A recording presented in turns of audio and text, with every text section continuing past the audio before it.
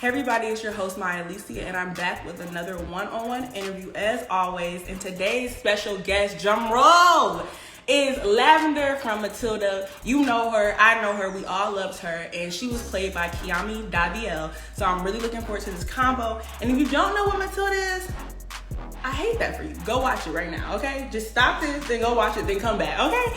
But let's go ahead and get into it. Let's go. Let's go ahead and get into it, okay? All So right. those of you who don't know Kiami Davael, she is an amazing model, singer, songwriter, screenwriter, has directed and produced theater productions, taught acting classes to aspiring young actors, and she's an actor who's been seen in, just to name a few, Bruno, Moesha, Steve Harvey, in the role that we all love her for, the classic movie Matilda, as the iconic character Lavender, okay? So she's putting on for all the little girls, little black girls, okay, in the United States and all around the world. So welcome, Kiami. Thank you. Yes. And before we get into the interview, I have to highlight that you're a fellow Leo, okay? My Leo sister. Vibes. All the Yes, big all Leo energy, okay? I know you're August Period. 21st. I'm August 13th. Okay, yes. Leo energy, Leo Nation. Period. Okay, Leo Nation. Okay, so as we get into your interview, I want to spin the block and take it back to you as Kiami before and after Lavender, okay? So you're super talented and wear so many hats. So let's get into your screenwriting credits with your first short film, Reckless, a drama based on a character named Lacey Whitaker who has to get her life together before she self-destructs and lose her child, okay? Yes. So you were in your 20s when you wrote Reckless. So where did that storyline come from? There's actually some truth to that I pulled from some personal experience.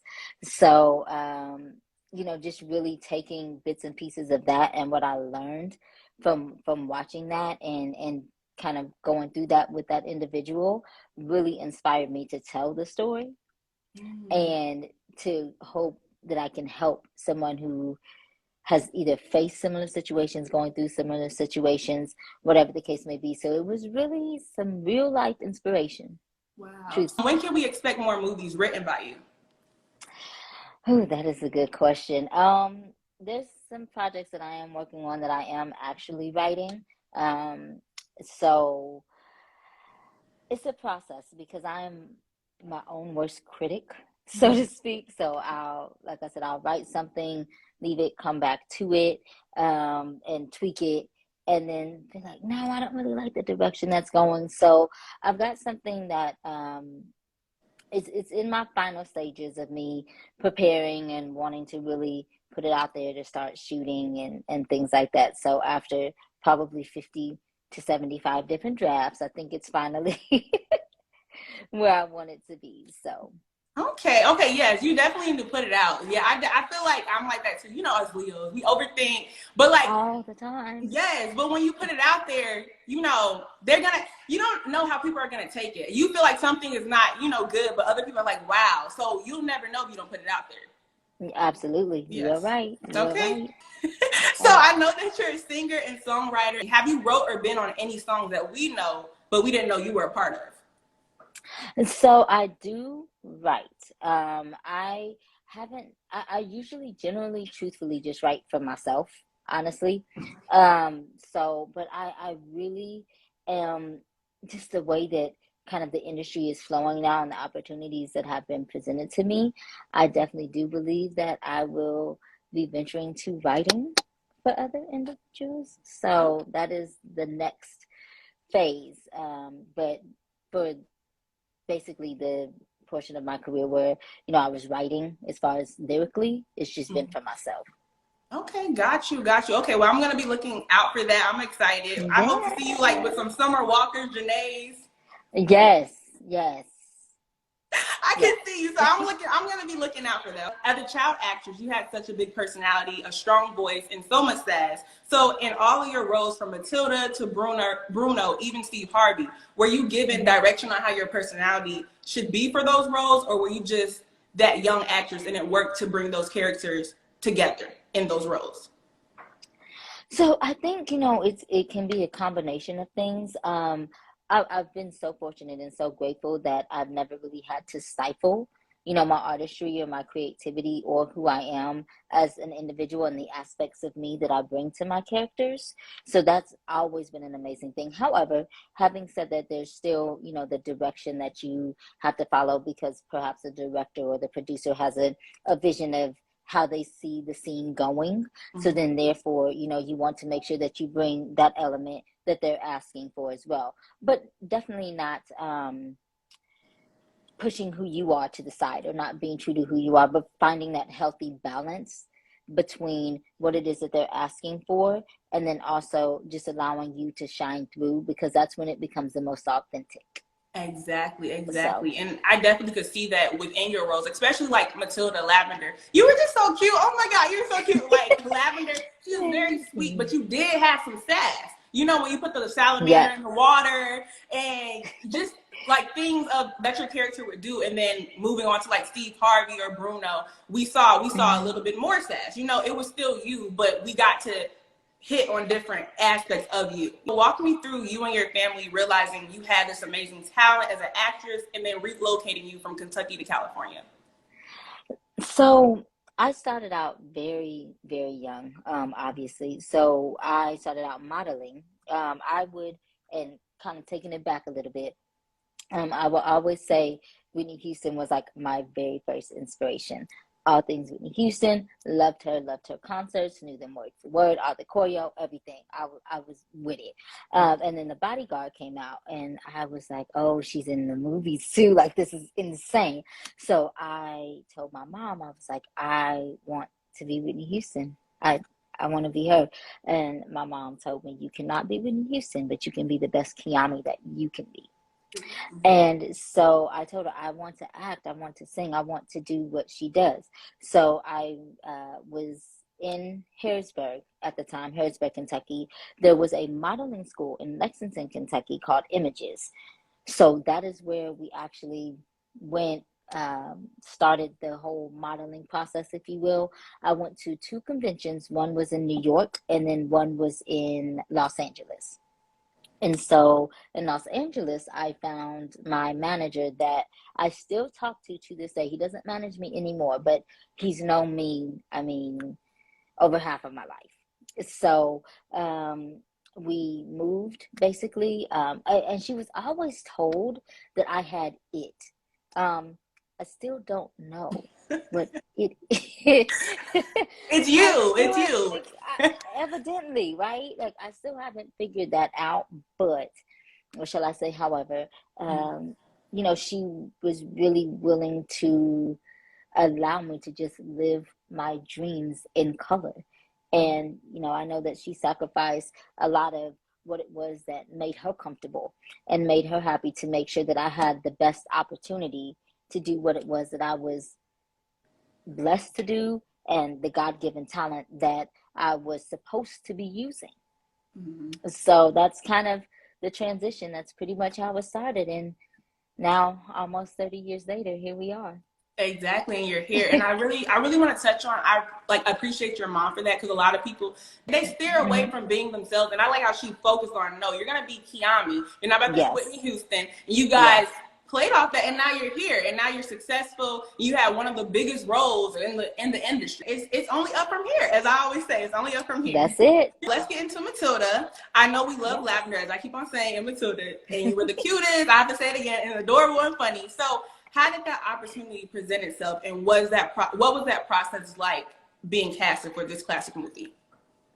So essentially, what's so funny about that role is that it wasn't initially meant for someone who looked like me. Ironically, yes, it was not actually meant for someone who was of my skin complexion.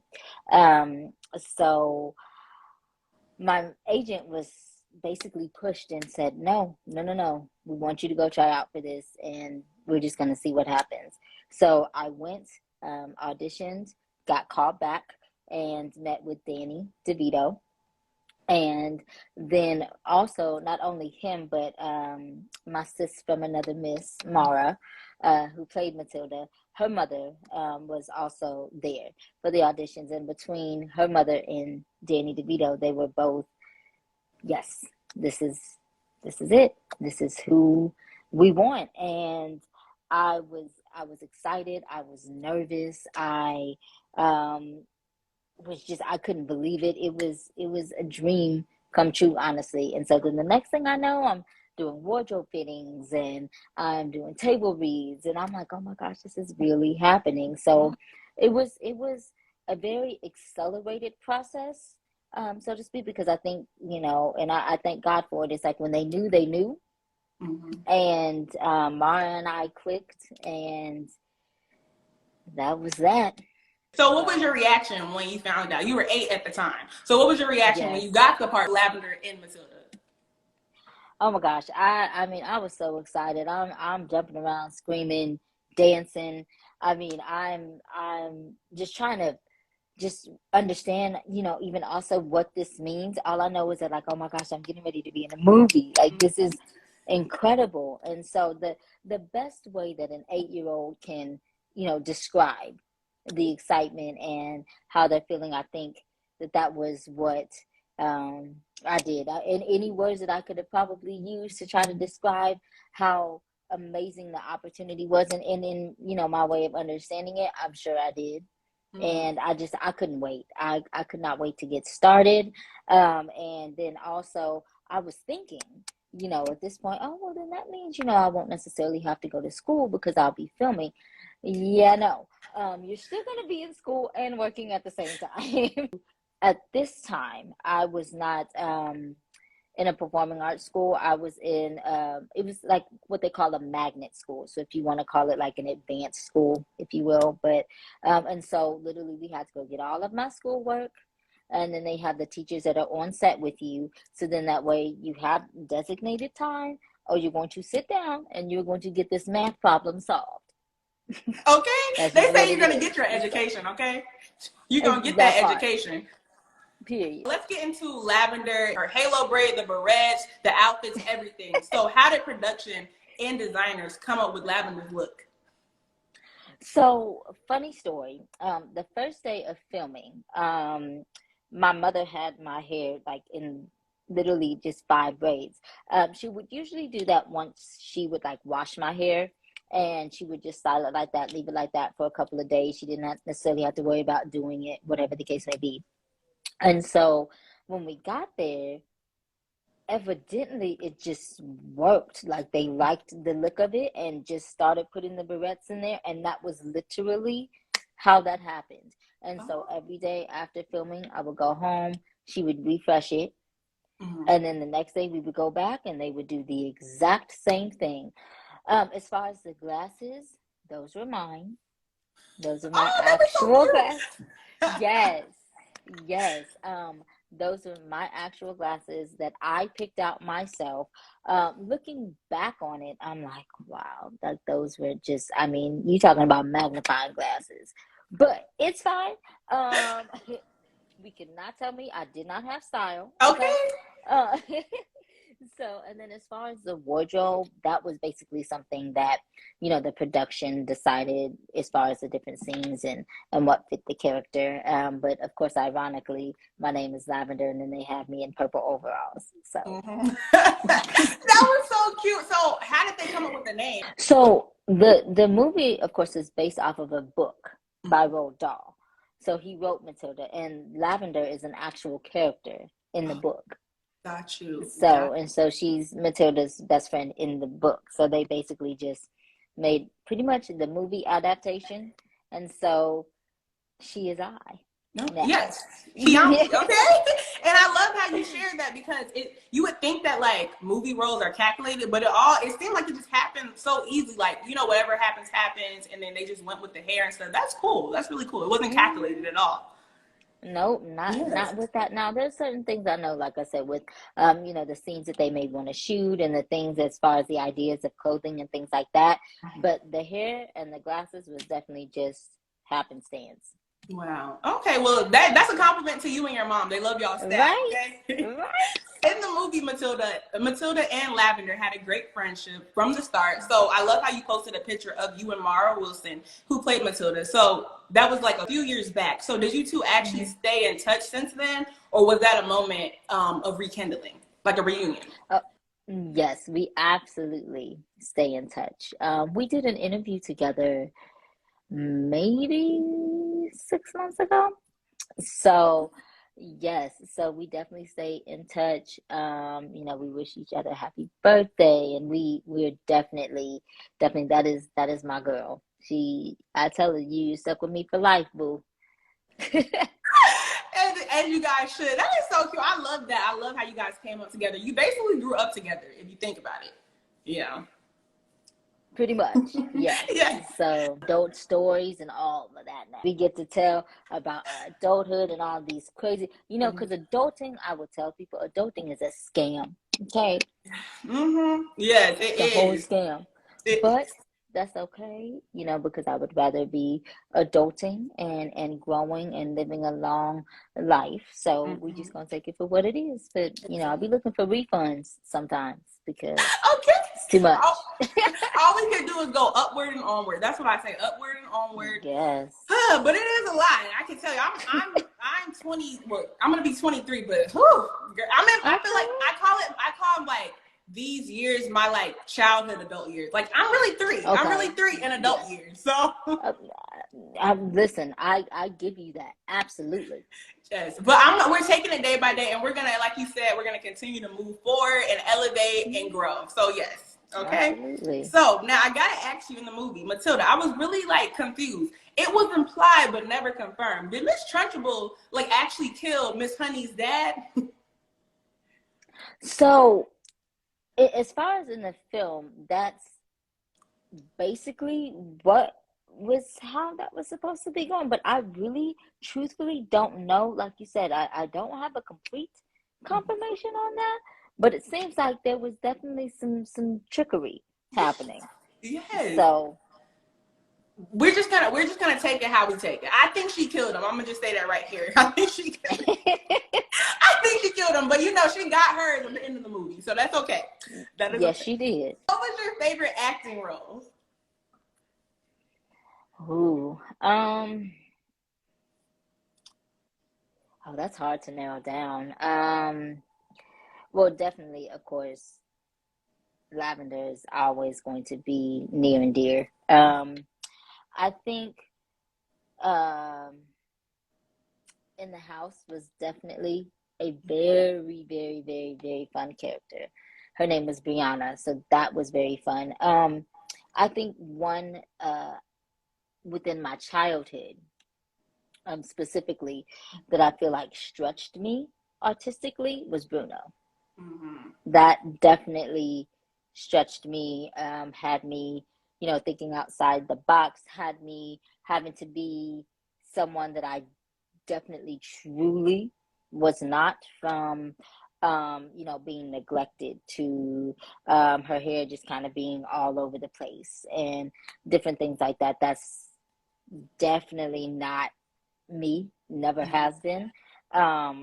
So that was one that was challenging to take on. However, uh, it was my filming was literally almost an acting boot camp when I was filming Bruno. It was a lot that I learned, a lot that I had to soak in and make the adjustments as I'm learning. Wow. So yeah. So with acting, do you feel like when you're tapping into those characters, it takes a lot out of you? Because from me looking at it, because I'm not an actor, I'm like, oh, I can do this, but everybody can't be actors. Everybody can't do this. So can you elaborate on that? So I definitely think that, especially if you are, number one, if you're resonating with this character, you're pulling maybe different emotions, different experiences, different things that you may have seen or gone through, or whatever the case may be, and you're putting that into these characters. You're taking these specific scenes and you're making them relatable to who you are so that they become authentic. So yes, sometimes it can be exhausting because you've given so much of yourself emotionally. However, the beautiful part of it is it doesn't feel like work. It literally doesn't feel like work. It's almost with these characters, so I like to explain it like this. With these characters, they are basically a blank canvas. And so what I get to do is I get to take my different watercolors, my pastels, my greens, my primary colors, all of these things. I get to take all of these and I get to use myself as the paintbrush, and I can paint whatever picture it is that I want to paint with whatever colors I want to paint it with. And that is what makes it so enjoyable. However, these different colors are different emotions and experiences and different, conversations I've had, or me seeing people go through different things, and putting myself in their shoes, those type of things. So I have to be strategic with the colors I pick, but nonetheless, I am painting a portrait. So that is where it doesn't feel like work, because it's fun and enjoyable, but it can be exhausting. It can be tiring. So that's why you have to allow yourself that moment to disconnect, to, indulge in your self-care. So acting is like an artistry, basically. It's a form of Absolutely. art. Absolutely. Okay. 2000%. I just learned a lot. Look, I was in an acting class just now. See? Right? Yes. So we all know, we went incognito, then popped back out on us. So were you expecting this amount of love and support from everybody, from TikTok, and I'm like, oh my God, Lavender, and just from all avenues? What is that like? You know what? It has been a journey, just, going from and making the transition from being a child to being an adult, going to get my degree, continuing my education, not necessarily not being as involved in the industry per se, but I really wanted to make sure that I got my education focused on that. I still minored in theater, so it was definitely always in my blood. And then for me to kind of say, okay, you know what, I've got my degree now, and now let's keep it pushing, and to just start back up and jump in pretty much feet first, and to see individuals who will dress up for me as Halloween, and just all of the love. It's amazing. It's so beautiful. I'm so grateful. I'm so thankful. And because a lot of individuals who, were in my position may not have been, as fortunate to have that crowd of those individuals that just rock with you. And so, it's a beautiful, beautiful thing. I do not take it for granted. And the most important thing for me is to continue to put out amazing content, to continue to put out and bring characters of substance to life, not just wherever the wind blows, because I do make an impact. My voice does matter. My artistry matters. And so because I know that, even more so, I mean, I knew it, because I have that, not cockiness, but self-worth about myself. Okay. So, so I knew it, but it's even more so now because, my projects and things are cross-generational. And I thank God for allowing me to have the platform that I have, and allowing me to have the voice that I have, because it, like I said, it matters and it means something. My representation matters. Exactly. So, I appreciate everyone who has reminded me of that, lest I forget. You definitely had that impact. For that to come out and for people to still be rocking with you, like you said, and still, oh my God, Lavender, like you've matured, you've grown up, and they still know who Kiami Davael is, okay? Yes. So I think that's amazing. And again, like what's going to be coming next is going to be amazing to see too. So I feel like that's exciting, what you have in store next. And when people are in, you're not Lavender, excuse me, I'm getting stuck in the character. I'm sorry. So when people are in the presence of Kiami Davael, do they know, oh my God, that's Lavender, or that's the girl from Steve Harvey, or this, like, what do they do? Are they aware? It definitely does happen. It definitely happens. And I'm cognizant of it now. I'm very aware of when it does happen. And so I kind of just carry on about my business. And, you know, I allow individuals to come to me, approach me, ask for pictures, conversation, whatever the case may be, or even just to say hi. You know, I'm definitely one of those individuals who does not mind that. It still is surreal to me sometimes because I'm like, I'm just me. I'm literally just me. And I never want anyone to feel like I'm not approachable in that sense, or that I feel like I'm better, you know, than anyone else or anything like that. Because that's definitely not the case. I just have had a different path Yes. than others, which is fine because that's what life is about, you know. But when it does happen, those moments that do happen, I embrace them. I love them, and it gives me a natural high because my objective is to make at least one person smile with what it is that I do, with my gift. So I feel like God gave me my gift, and so my gift back to Him and to the world is to impact at least one person. Exactly. And at least make one person smile. So in meeting me, if I'm able to do that, I have done my job. Well, you've done it for me. Look, you've done it for Thank me. you. And yes, of course. And I was gonna say, I think a lot of times people miss out, lose sight of that we all have different professions, and they get so Right. caught up in, oh my God, a celebrity, but we're all people. You're a person. So I definitely understand. Absolutely. You just have a different talent that you've been blessed with, and and so forth. So and other people in the world too. So I get that too, and I'm glad. I can tell you're very humble. Yes. You're very humble. Like, you're that girl, but you're also, I pride myself on that, yes. because I am a believer that, you can be given something and then it can also be taken away if you don't handle it properly.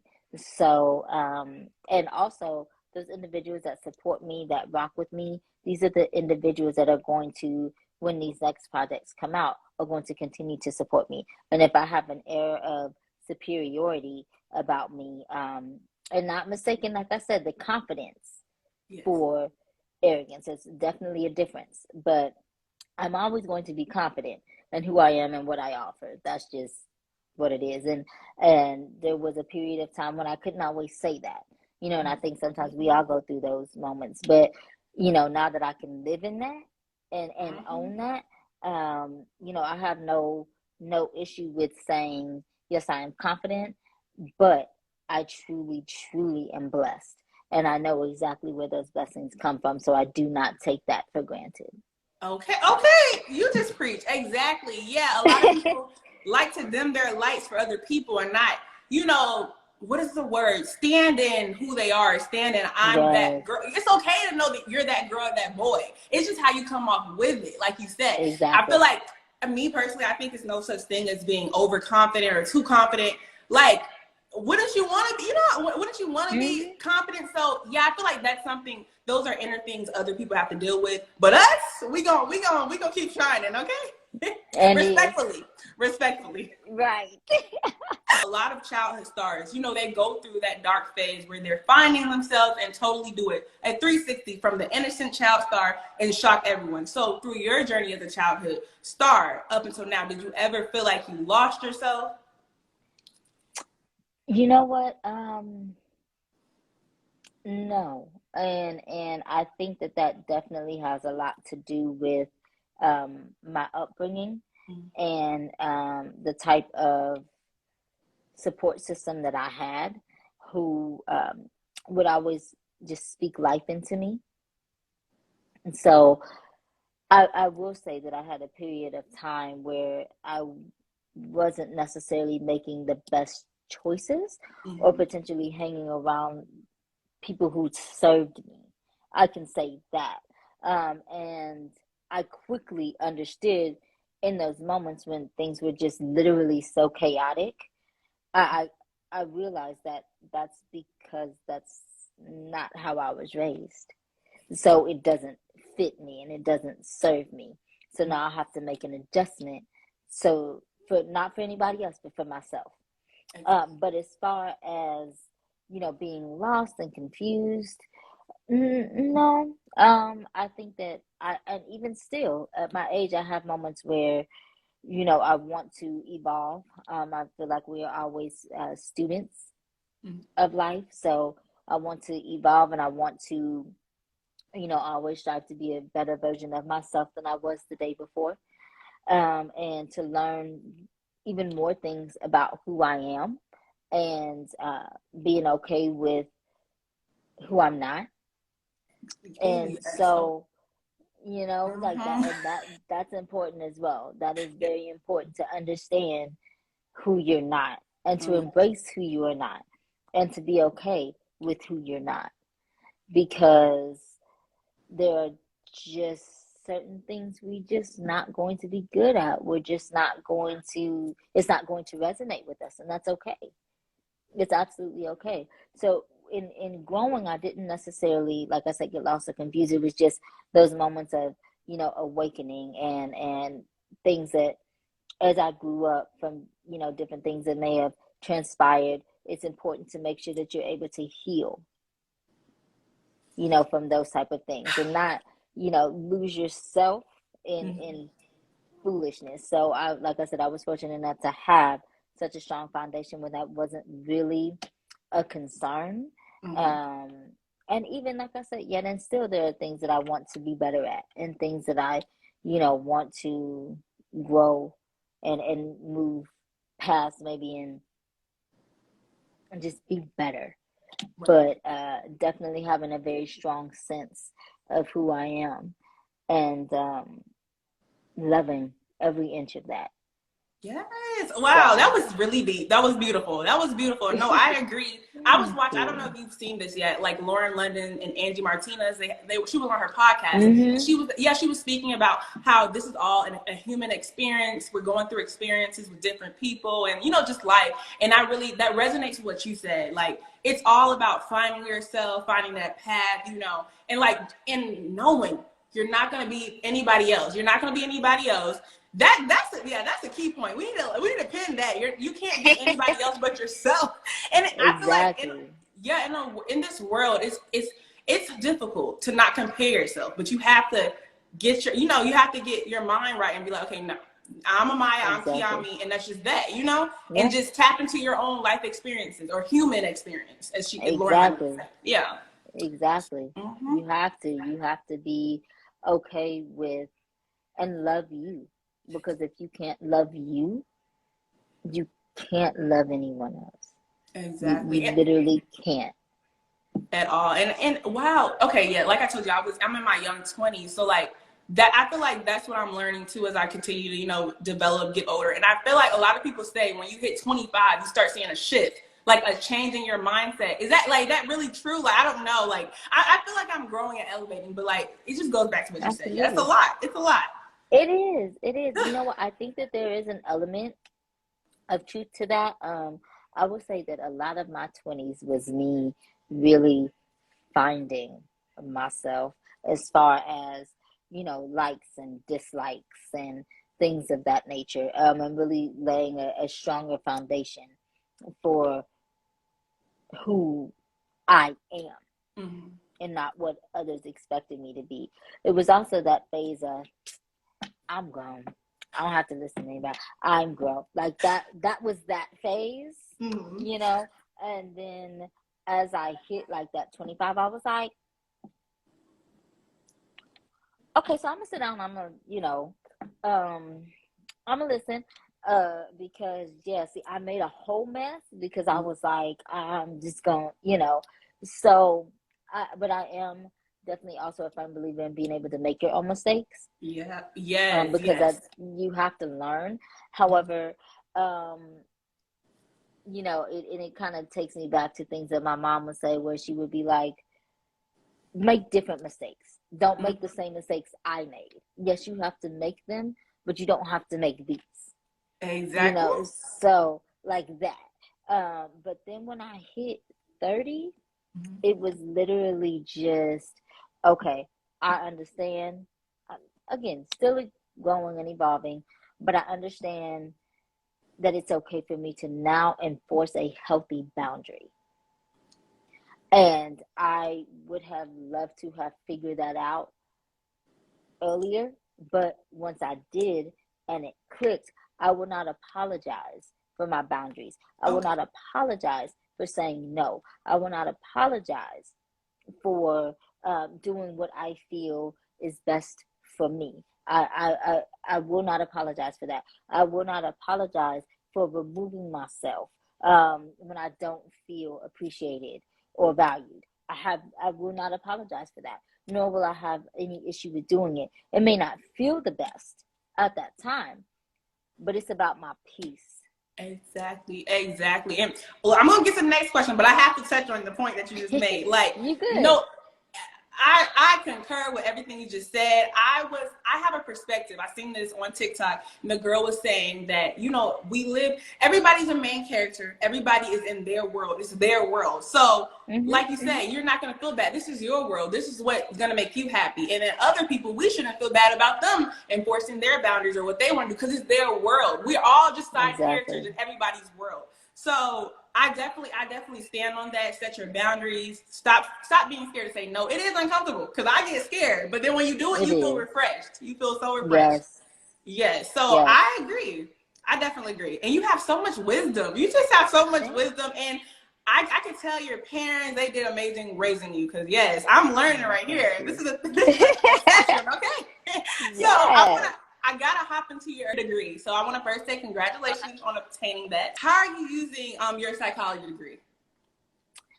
So as far as like actively practicing anything as far as psychology, I don't, truthfully, because I am like extremely focused on like my businesses and, you know, writing and acting and all of those type of things. However, I will say that the degree has definitely came in extremely handy when it comes to interacting with humans. Yes. I want you to, okay, whenever you tap into it, please let me know, because I want to come to you. You got to be my therapist. Like, I just feel so at ease, and I just feel like I'm learning so much from just talking with you. Just you know, you're filled with wisdom. I can tell that degree did you well, okay? That degree did you well. So, but how has it helped within acting? Elaborate on that. Yes, definitely. I think because of the fact that it allows me, number one, to be able to again connect with individuals on a different level when it comes to expectations, when it comes to what it is that they are looking for, and how I can reach them and get my point across without being demeaning or offensive. So that definitely helps within this industry to be able to have that level of communication. As far as within character work, it helps so that I can develop an entire backstory of whatever character I am playing. And I can then put in bits and pieces of, okay, so if this happened, this is probably going to be the way that they react. So what does that look like? Okay, because it is different mode. Is it modes? I remember therapists. Is it modes? There are different modes in therapies, right? Is that what it's called? Yeah, it's different modes. And like, okay, I was chatting with a therapist, and like she was asking questions or whatever, and I could tell you guys are able to, from her just talking to me, you're able to just tell so much about this person. She was like, it was just different stuff. It's very interesting. That's very interesting. So that helps you tap into the character more. Yes. Oh, definitely. wow. Well, that's good on your part. That like push you ahead of people, because you know you could just do it really quick. Yes. So okay, I know you said you minored in theater. So why theater? Like, why not anything else? So because of the fact that I wanted to make sure that I was still a student of my craft. Okay. Got you. So, point blank period. Okay, got you. That's pretty much it. Yeah. Okay, and that I agree with that. I agree. I see why you did that. So you speak a lot. I noticed on your Instagram and just talking to you right now, you speak a lot about how the no's mean nothing to you, and you continue to push through everything. So how do you handle the no's within an industry that is, you know, negative and just, or even outside of the industry? You know what? I think that just in life in general, you really have to have thick skin. And that doesn't come easy, and it doesn't come without work. Um, Nose sting. That's just what it is. I allow myself the grace and the freedom to feel what I'm feeling. But like, man, I knew that was perfect for me. Man, allow myself to feel the disappointment. Allow myself to feel, whatever emotion it is that I am feeling. Acknowledge it. That's the first step, because if I don't acknowledge it, then I can't move past it. Exactly. I can't sit and be in denial about what I'm feeling. I'm a human with a human reaction and a human emotion. Acknowledge that. Once you acknowledge that, now you can say, okay, so you feel how you feel. Understand. So why do you feel this way? Okay, so this is why I feel this way. Okay, great. So how can we shift the perspective? And my mom and I talk about this all the time. How can you shift the perspective? Because we're not negating your feelings at all, at all. But how can we shift the perspective and saying, well, I didn't book this role and I'm disappointed. Okay, understood. So instead of being disappointed, you didn't book this role, but what was the silver lining? What did you learn through the audition process? What did you learn about yourself as an artist? So just trying to change the perspective, allowing yourself to feel it. And I'll keep repeating that because that's critical. Yeah. But then take that and shift it, and then make it so that it was still a win for you. Exactly. Because we don't have losses, we have victories or lessons. Oh, okay. And then two, understanding that no means next opportunity. I love saying that, next opportunity. And two, are you a person that believes in everything happens for a reason? Oh, absolutely. There are zero coincidences. Exactly. And that, I feel like that helps when you really tap into that. But like you said, it takes a lot of work. It does. It takes a lot of work. And God willing, what do you do to stay so positive in a world full of negativity, especially within the industry that you are in?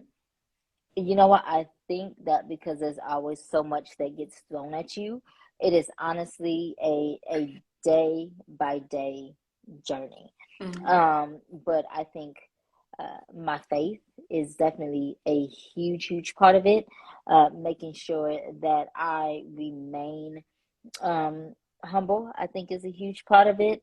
I think remembering exactly like you said that, your nose just means next opportunity, or even taking it as a redirection for something, for my greater. And understanding that all things, I think this is one of the things that helps me out so much. All things are always working for my good. Always. Even though it may not feel like it, even though you get frustrated, sometimes it doesn't seem like it, they are always working for your good. Again, allow yourself to feel the disappointment, but remember, for whatever reason, this is how this turned out. Right. But have faith and trust and know that there is that better, that there is that breakthrough, that there is that whatever it is that you're believing for. So I think that that's what really helps me. Now, I'm not going to say that I don't have my moments of just frustration, because I do. Absolutely. But I work through it, by going to the gym, and like I said, just redirecting my mindset, because that's really, I can't control anything else except for me. Exactly. Oh, that's a good one, because I'm a controller. That was good. Okay. Yes. You can only And control that's yourself. hard too. Yes, because I am a control freak in that sense. And and I think that that's where, the anxiety and things that comes from, because you're trying to control things that haven't even happened yet. You're trying to be out there in the future being like, well, what if? Okay, well, what if? But you don't know. You don't, we're not there yet. And I literally have to remind myself of that. Stay present. Yes. Stay present. Wow. So wow, is this a Leo thing? Because you just read me. My last question is, you're very much still into acting. So what is in the Yes. works for any new roles? What can we be expecting to see you in? Yes, so we are currently working on my own show, and then I am, yes, so Okay. we're working on that, and then I also have a film that I'm working to produce, so we've got some definite things coming. Yes, I'm excited for you. Again, congratulations. And yes, you're just going to take over. We're ready for you, girl. We're ready for Miss Kiami. And also, happy early birthday. Yes, happy early birthday. You as well, my dear. Thank you so much. Thank you. And just continue being you, and just, you're that girl. Yeah, you're that girl. We'll say that. Thank you, boo. And so are you, and don't you ever forget it. Thank you. Period. Period. Okay, thank you. You're welcome. Bye.